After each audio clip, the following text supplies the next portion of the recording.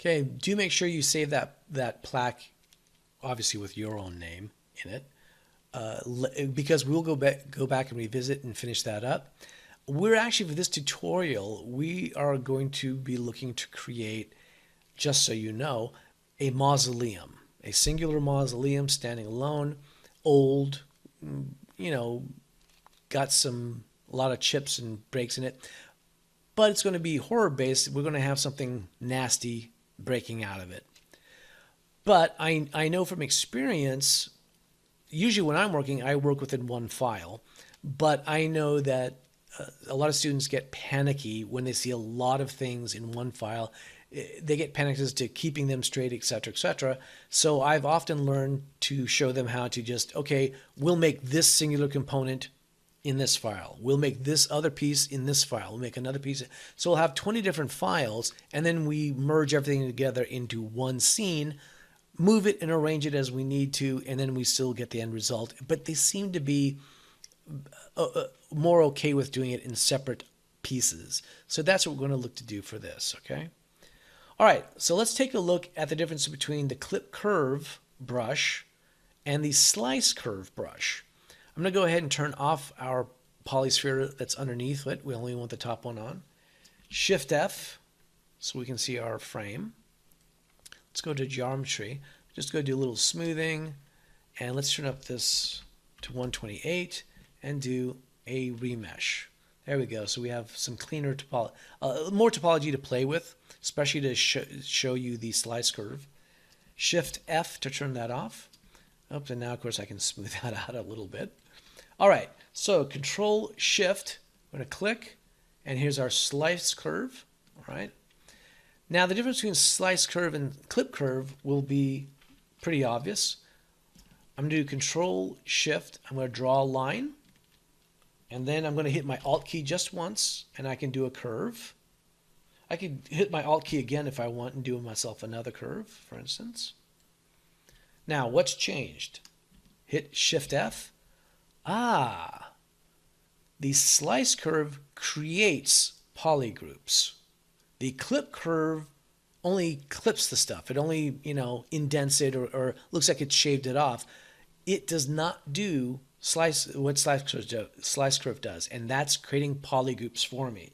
I can do Control Shift and now click. I have an actual polygroup. All right. I'm going to do Control Shift to get back to our regular select marquee. Control Shift, draw a rectangle in the background to invert. So you see, functionality on something like this is just phenomenal. I could create as many different cuts as I want. In fact, let's go ahead and do another one. Control Shift. Actually, let's go back. Control Shift, and I'm just going to click and Alt. Oh, but you know what?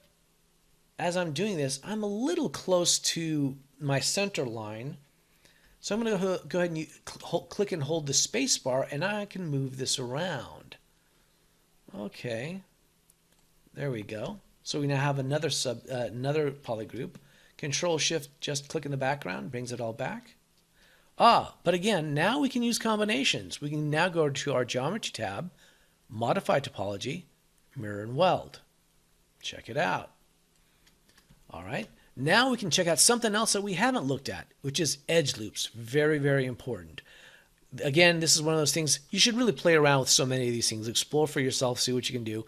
But I use edge loops in modeling when I'm working on things, because there's a difference with panel groups, group loops, and edge loops. Okay, let's go ahead and zoom into some of this so you can see it a little bit better. Panel loops, that's inserting panels around the polygroups. What does that mean? Well, let's go ahead and click it. And as you can see, I'll hit Shift F. See, it created that nice, clean, smooth line. If you're trying to do like some mechanical pieces, it creates a really nice, clean line in there for you. Actually, it has a nice indent, etc. Built right into it. Shift F to show you. But each one is its own polygroup. You got a blue one, you got a green one. All right. Wasn't what I was looking for. That's fine. Just Control Z it. Let's go for group loops. This is to insert edge loops around the polygroups. Okay, so what did this do? Shift F. Didn't do anything to the geometry, but if you zoom in, it put in quite a few edges right in here. I mean, you got to really zoom in. Look at how many edges it put into this thing. And it put in those number of edges because we had 4 loops selected. This is how we can adjust how many loops, how many extra pieces in between our polygroups there are. 4 is a standard. I tend to keep it at that. I usually do 2, honestly, but 4 so you can see it. It's just the basic idea. All right, so let's go ahead and hit F. If you hit F, you can automatically frame your model. Control Z to undo everything. Let's do the edge loop. In this case, actually, let's go ahead and turn this down to 2, and we'll do edge loop. Now this one, right off the bat, will give you, oh, well, hold on a second. What are you trying to do? Because it doesn't look to do the entire model. It's assuming you're looking to do specific polygroups.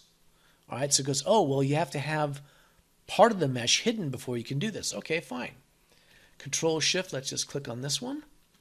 Now we can hit edge loop. Now, what did that actually do? If we zoom in, oh, okay, it created an edge around here. I see that. All right. Control Shift, just click in the background. We could do the same if we went like on the blue one. Actually, let's go up to 4, just to make it fun. Edge loop. Yep. And let's do it one more time here. Just do edge loop.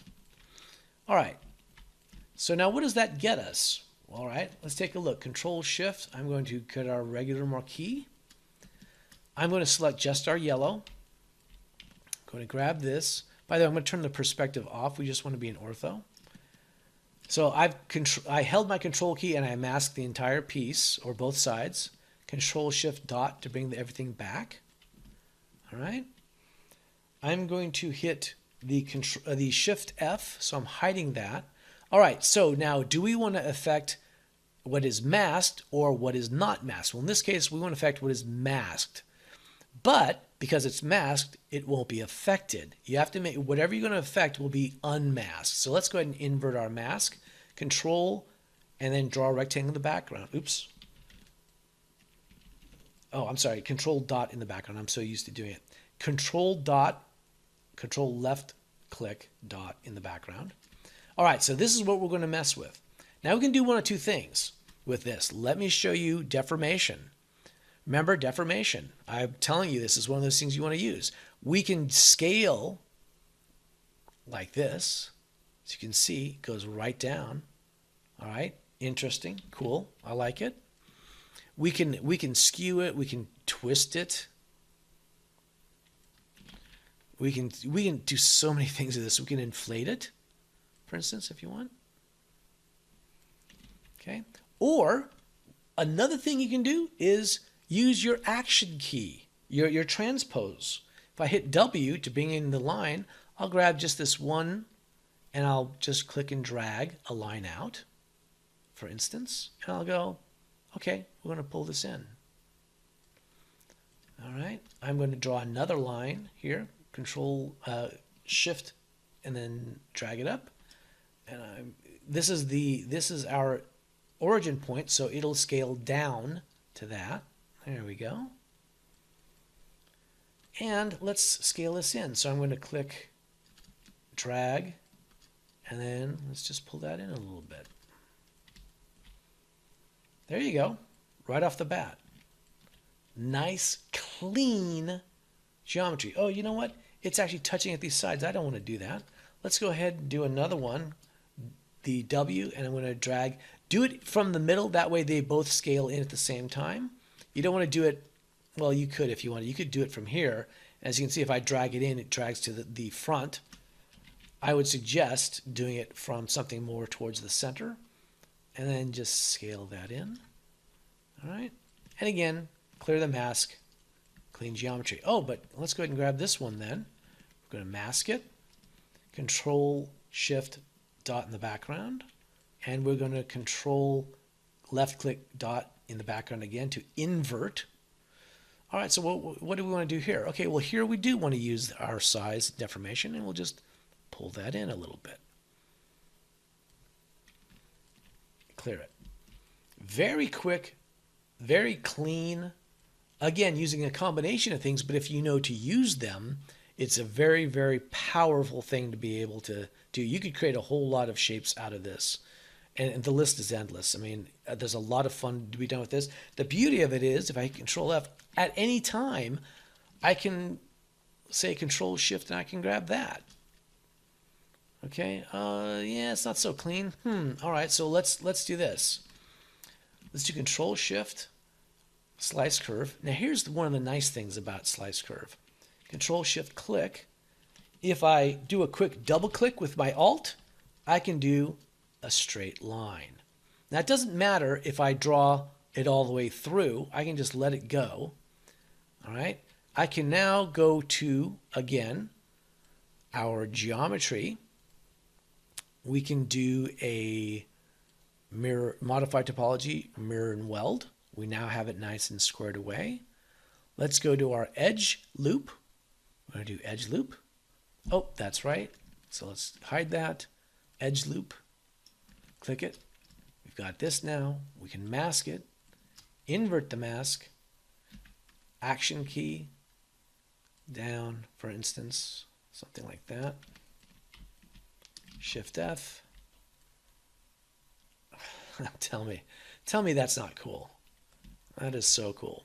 But it's just, again, using a combination, building upon what we've already been dealing with, but we're just adding new functionalities to it. Well, not we're adding new function, we're getting new results, but using just the tools that are built into all the suites. Okay?